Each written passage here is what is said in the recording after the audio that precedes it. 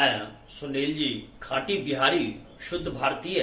अब बिहार के तमाम छात्रगण जो कि 12वीं कक्षा में अध्ययनरत हैं उनके लिए फिर से लाजवाब, ज्ञानवर्धक, रोचक लेक्चर सीरीज लेकर के हाजिर हूं और आप इसको सुने। मेरा दावा है कि आपको बेहतरीन से बेहतरीन अंक प्राप्त होंगे।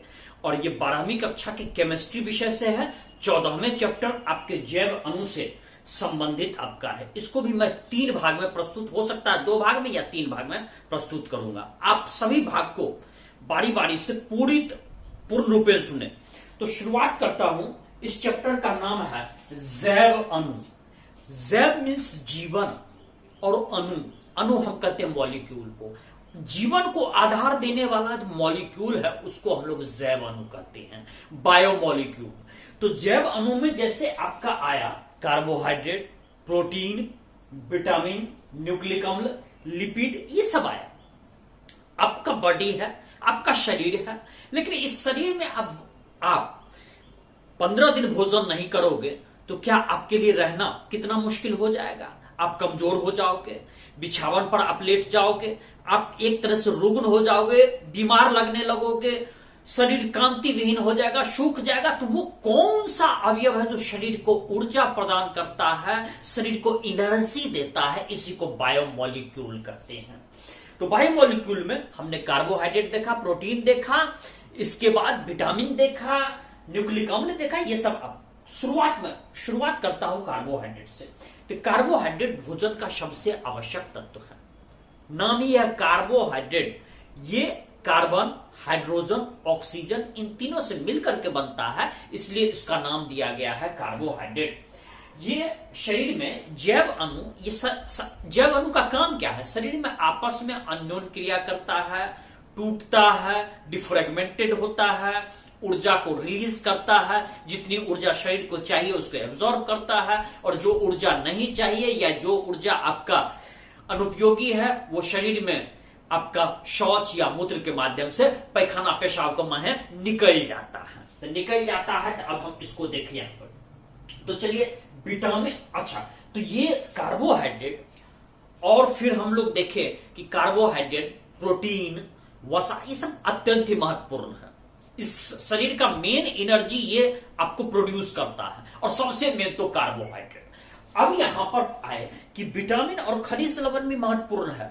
विटामिन भले शरीर को कोई डायरेक्ट, इसमें कह सकते हैं कि ये शरीर को डायरेक्ट एनर्जी नहीं क्रिएट करता है, लेकिन शारीरिक उपापचय में उसकी महत्वपूर्ण भूमिका है। जैसे आप ये जान सकते हैं कि जिस तरह से आपका मोटरसाइकिल है उसमें पेट्रोल ईंधन का काम करता है, और मोबिल जो काम करता है वही विटामिन का काम है। विटामिन के कमी से रोग जरूर हो जाएगी। अब यहां पर हम लोग चलते हैं तो कार्बोहाइड्रेट देखना शुरू किए कि कार्बोहाइड्रेट ये मुख्य रूप से पौधा से प्राप्त होता है, या पेड़ से प्राप्त होता है, या हम कह सकते हैं फसल से प्राप्त होता है जनरली। और इसको हम लोग, इसका उदाहरण लेते हैं शर्करा। शर्करा यदि आपको समझ में ना आए तो शुगर भी कह सकते हैं, फिर ग्लूकोज कह सकते हैं, इसके स्टार्च कह सकते हैं। आप शुगर भी लीजिए, चीनी भी लीजिए। तो हम चीनी किससे आता है? चीनी आता है आपको ईख से, गन्ना का रस निकालते हैं, इससे चीनी का उत्पादन करते हैं। तो चीनी का उत्पादन करते हैं ग्लूकोज आमतौर पर जिसमें भी आपको एनर्जी मिलती है उसमें C6H12O6 जिसका फॉर्मूला उसको हम लोग जनरली ग्लूकोज मानते हैं, स्टार्च। तो ये सब आपका है कार्बोहाइड्रेट का बहुत अच्छा उदाहरण।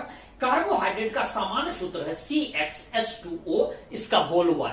CX मीन्स की कार्बन की संख्या अलग अलग हो सकती है, और H2O भी उसमें होगा, और इसकी संख्या अलग अलग हो सकती है, अणु की संख्या हो सकती है। इसलिए X और Y को फ्री छोड़ा गया है, इसकी संख्या ज्यादा भी हो सकती है। अब हम इससे आगे निकलते हैं। तो इसको कार्बोहाइड्रेट नाम क्यों दिया गया? इसलिए दिया गया कि चूंकि कार्बन का हाइड्रेट, इसमें कार्बन था, हाइड्रोजन था, ऑक्सीजन था, तो कहा गया कि कार्बन का हाइड्रेट है, इसीलिए इसको दिया। हाइड्रेट मीन्स की जलीय अणु, तो इसलिए इसको कार्बोहाइड्रेट कहा गया। ग्लूकोज का सूत्र C6H12O6। जल्दी बोल रहा हूं, ग्लूकोज का सूत्र क्या होता है? जल्दी बोलने तो मारूंगा, 10 गिनूंगा, जल्दी बोल। C6H12O6, बिल्कुल सही जवाब, बिल्कुल सही जवाब। तो अब ये ग्लूकोज का सूत्र ये आपको प्रायः कंपटीशन में भी पूछा करता है, और यदि आपको पूछ दे तो C6H12O6। अब यहां पर हम लोग आगे बढ़ते हैं, तो ये देखो कि कुछ कार्बोहाइड्रेट होते हैं स्वाद में मीठा होते हैं, जैसे आपको शर्करा जिसको शुगर कहते हैं, सुक्रोज भी इसको हम लोग कहते हैं, तो ये शर्करा कहलाता है। और ऐसा नहीं है कि जिसमें मिठास होगा वही आपको कार्बोहाइड्रेट होगा, ऐसा नहीं है। जैसे आपका चावल हुआ, आलू हुआ, कार्बोहाइड्रेट का बहुत अच्छा स्रोत है। तो कार्बोहाइड्रेट का अच्छा स्रोत दो बतला, जल्दी बोल देने से तो मारूंगा 10 गिनूंगा, नस फाड़ देंगे। हाँ, चावल और आलू, बिल्कुल सही जवाब, 80% नंबर आएगा। बार। अब इसके बाद आइए, तो घरेलू उपयोग में सामान्य जो हम लोग जिसको हम कहते हैं मिठास का इस्तेमाल करते हैं, चीनी के अंश का इस्तेमाल करते हैं, उसको हम लोग सुक्रोज कहते हैं। शुगर से ये बना हुआ है। शुगर जिसके शरीर में आप देखिएगा शुगर की बीमारी हो जाती है, जिसको मधुमेह की बीमारी हो जाती है, उसको चीनी का सेवन कहता है कि आप छोड़ ही दें या कम करें, या फिर आर्टिफिशियल मिठास का इस्तेमाल करें, जिसके बारे में मैंने पीछे आपको बतलाया था। इसके बाद दूध में पाया जाने वाला कार्बोहाइड्रेट लैक्टोज कहते हैं। जल्दी बोलो रजीबा, दूध में पाया जाने वाला कार्बोहाइड्रेट क्या कहता है? लैक्टोज। हाँ, बिल्कुल ठीक, शाबाश रजीबा, 80% नंबर तुमको भी आएगा। दूध में पाया जाने वाला कार्बोहाइड्रेट को लैक्टोज कहते हैं। अच्छा, अब इसके बाद आपको इसके पहले भी बतलाए थे कि दही जो जमता है तो उसमें जो जोरन डालता है तो वो कौन सी रहता है? लैक्टोबैसिलस रहता है। ओकरा दूध में तन गरम करके मिला देते हैं, उसको दूध को जो है हम एक खास अथी पर छोड़ देते, कल्ले होकर के जम जाता है। दूध जो है एकदम मलाईदार, पट खाने में बड़ा आनंद आता है। चलो भैया, इसको देखते हैं। तो कार्बोहाइड्रेट को इसको सैकराइड भी कहते हैं। आपको याद होगा कि आर्टिफिशियल जो मिठास का इस्तेमाल करते हैं उसको सैकरीन भी कहते हैं। We are saying as the artificial sugar as the saccharin, you will find. ज्यादा हम अंग्रेजी नहीं बोलेंगे, ज्यादा अंग्रेजी बोलेंगे तो बिहार का लड़का समझे में ना आएगा, कहेगा सुनील बापा ला गया, ऐसा नहीं। चलो भैया, लेकिन बीच बीच में आपको हम अंग्रेजी देते रहेंगे, आपको इसलिए कि यदि आप कहीं बाहर के एनवायरमेंट में जाते हो, कहीं अंग्रेजी आपको बोल दिया तो you want feel perplex, you want feel amazed, इसलिए मैं बीच बीच में आपको अंग्रेजी में बोलता रहूंगा। आइए, कार्बोहाइड्रेट का वर्गीकरण। तो carbohydrate means classification, monosaccharide, oligosaccharide, polysaccharide. Mono माने एक, ठीक। तो इसमें ग्लूकोज, फ्रक्टोज, राइबोज इसका उदाहरण आता है। ओलिगोसेक्राइड सुक्रोज ये आता है, और पॉलीसेक्राइड माल्टोज और लैक्टोज आता है।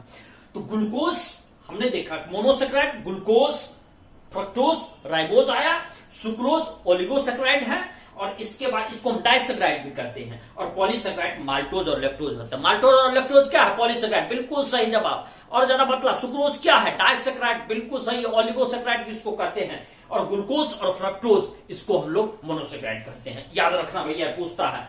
अब महत्वपूर्ण मोनोसेक्राइड में ग्लूकोज से शुरुआत करती है, सबसे सामान्य, सबसे आसान है। तो ग्लूकोज प्रकृति में मुफ्त और संयुक्त अवस्था, मान मुफ्त नहीं, मुफ्त कैसे मिलेगा भाई? मुफ्त नहीं, मुक्त मीन्स कि आपको ये स्वतंत्र रूप से भी मिलता है, और साथ में संयुक्त अवस्था मिलता है, किसी के साथ अटैच्ड फॉर्म में भी मिल सकता है आपको। यह मीठे फल और शहद में अच्छा ढंग से प्राप्त होता है। आपको पहले बता दें, चावल और आलू, मक्का में भी आपको मिल जाएगा, गेहूं में भी, जितना भी खाद्य पदार्थ हो सब में आपको ग्लूकोज उपस्थित रहता है। लेकिन मीठा फल और शहद में बहुत अच्छे, बहुत हाई कह सकते हैं कि परिमाण का उसमें कार्बोहाइड्रेट उपलब्ध रहता है। और फिर पके हुए अंगूर में भी अधिक मात्रा में ग्लूकोज उपस्थित रहता है, पका हुआ अंगूर। अब हम ग्लूकोज बनाने की विधि इसके बारे में जानते हैं। तो देखिए, सुक्रोज को सामान्य भाषा में, जिसमें थोड़ी सी भी मिठास है, उसको HCl हाइड्रोक्लोरिक एसिड H2SO4 के साथ अल्कोहलिक विलयन में, अल्कोहलिक घोल में इसको क्वथनांक कर देते हैं, हल्का सा गर्म कर देंगे तो ग्लूकोज और फ्रक्टोज निर्मित हो जाएगा। तो ग्लूकोज और फ्रक्टोज, अब इसका फॉर्मूला यहां देख लीजिए। C12H22O11 को H2O के साथ यदि हम इसको हल्का क्वथनांक करते हैं, गर्म करते हैं, तब तो C6H12O6 बनता है, और C6H12O6 दो बना। आप देखिए, C6 को दो बार बना तो C12 है। आप देखिए 12 और 12 24, हाइड्रोजन का 12 यहां पर आप देखिएगा तो उसमें अब फिर हम लोग देखते हैं कि यहां पर आपका, तो चलो भैया, यहां ये ग्लूकोज है। और ये फ्रक्टोज है, दोनों का सूत्र लगभग एक ही होता है। तो सूत्र लगभग एक ही होता है। अब फिर ग्लूकोज की संरचना ये आपकी बनी हुई है। ग्लूकोज की संरचना CHO हो गया, CHOH हो गया, CHOH हो गया। आप यहां पर देखिए 4 कार्बन, 1 कार्बन, 1 कार्बन, 6 कार्बन हुआ। अब फ्रक्टोज की संरचना देख लीजिए। फ्रक्टोज का भी गुण सूत्र माने फ्रक्टोज की भी संरचना ग्लूकोज से ही मिलती है, C6H12O6 होती है। लेकिन अंतर क्या होता है कि इसकी रासायनिक जो अभिक्रिया होती है, इसमें पाया गया है कि फ्रक्टोज में जो रासायनिक इसका जो बनावट होता है, उसमें कार्बन संख्या 2 पर एक कीटोनिक समूह लगा रहता है, एक अलग समूह उससे उसके साथ अटैच्ड रहता है। लेकिन इसमें भी ग्लूकोज के समान 6 कार्बन है। इसका आपको स्ट्रक्चर ये है, आपके एनसीईआरटी के बुक्स में भी दिया हुआ, आपको किसी भी आप किसी भी पुस्तक में खोजिएगा ये मिल जाएगा। अब ये डाइसेक्राइड, डाई मीन्स 2, सेक्राइड जैसे मोनोसेक्राइड में आपने पढ़ा था, डाइसेक्राइड। डाइसेक्राइड में क्या होता है कि आपका डाइल्यूटेड अम्ल ले लीजिए और इसके बाद एंजाइम की उपस्थिति में जब हम जल का अपघटन करते हैं, उसको तोड़ते हैं, तो उस स्थिति में या तो समान मोनोसेक्राइड माने एक ही तरह का मोनोसेक्राइड विघटित होगा और नहीं तो डिफरेंट भी विघटित हो सकता है। तो उसी को तो या तो 2 समान मोनोसेक्राइड अलग हो जाए और नहीं तो अलग अलग भी उसमें डिसोसिएट हम कर सकते हैं। तो दोनों मोनोसेक्राइड इकाई में इस प्रकार से जुड़ा रहता है, इस प्रकार से अटैच्ड रहता है, जिसको हम ग्लाइकोसाइडी बंध कहते हैं। अब यहां पर हम लोग देखते हैं कि जैसे C12 हुआ, S22 हुआ और O11 हुआ और यहां पर H2 और O हो गया। तो आप देखिए C6H12O6 और C6H12O6, एक ग्लूकोज और ग्लूकोज ये आपको सेम बना। तो यहां पर भी देखिए कि आपने देखा कि कार्बन 12 है, तो यहां पर 6 और 6 देखे तो 12 हो गया। S22 S2 24 हो गया, तो यहां पर भी देखिए 12 12 24 होगा। वही हाल आप यहां भी देखिएगा। लेकिन यहां पर देखिए जिसको हम ग्लूकोज और फ्रक्टोज लिखे, लेकिन यहां पर हम ग्लूकोज और ग्लूकोज ही लिखे, जिसमें 2 ग्लूकोज को हमने, चूंकि फॉर्मूला तो सेम है, सिर्फ उसमें कीटोनिक ग्रुप लगने के कारण जो है सो थोड़ा सा डिफर आपको प्रकट होता है। फिर इसके बाद हम लोग देखिए कि आप ग्लूकोज और फ्रक्टोज जो इसमें जैसे ग्लूकोज और ग्लूकोज को हम अलग किए। अब फिर हम आगे देखेंगे तो इसमें ग्लूकोज और फ्रक्टोज, इसका सिर्फ रासायनिक स्ट्रक्चर, रासायनिक संरचना ये बदला हुआ। ग्लूकोज और फ्रक्टोज ये दोनों मिलकर के आपको बनाता है सुक्रोज, ये दोनों मिलकर के बनाता है सुक्रोज। और ये ग्लूकोज को इसमें तो सुक्रोज और माल्टोज में आप आ जाइए कि माल्टोज जो कहते हैं, इसमें डाइसेक्राइड माल्टोज या अल्फा डी ग्लूकोज को 2 इकाई से ये निर्मित होती है।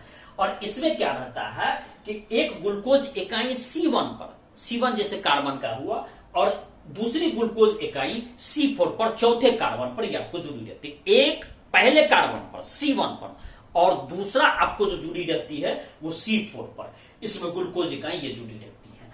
अब लैक्टोज देखिए, लैक्टोज पहले ही आपको बतला दिया गया था कि आपको दूध में प्राप्त होता है। ये दूध में प्राप्त होने वाला कार्बोहाइड्रेट, आप जो दूध पीते हैं आपको शरीर जो प्रबल इसमें मजबूती प्रदान होती है। आप दूध प्रत्येक दिन रात में सोते वक्त आधा गिलास का सेवन करें, 1 गिलास का सेवन करें, या दूध आप खाने में यदि संतुलित लेते हैं, आपका शरीर स्वस्थ रहेगा, अच्छा लगेगा, देखने में चेहरा आपका ग्लोइंग होगा, शाइनिंग होगा, शरीर मजबूत होगा, प्रबल होगा। तो लैक्टोज दुग्ध में उपस्थित दूध शर्करा भी कहते हैं। दुग्ध शर्करा मीन्स कि आपको हम ये कह सकते हैं कि दूध में कार्बोहाइड्रेट उपस्थित रहता है। ये गैलेक्टोज और ग्लूकोज से निर्मित होता है। किससे? तो गैलेक्टोज और ग्लूकोज से निर्मित होता है। इसका आपको गैलेक्टोज और ग्लूकोज से संबंधित आपका ये रासायनिक सूत्र दिया हुआ है, स्ट्रक्चर दिया हुआ है, आपके एनसीईआरटी के भी किताब में दिया हुआ है। तो मैं पहला भाग आपको यही समाप्त कर रहा हूं। और यदि आप अब तक मेरे YouTube चैनल पर नए हैं तो भैया ये आपका अपना चैनल है, फ्री चैनल है, सुनील जी खाटी बिहारी चैनल। आप कहीं से भी तैयारी करते हो, इसको लाइक करो, सब्सक्राइब करो, अपने मित्र में बांट दो। अमीर गरीब कोई भी हो,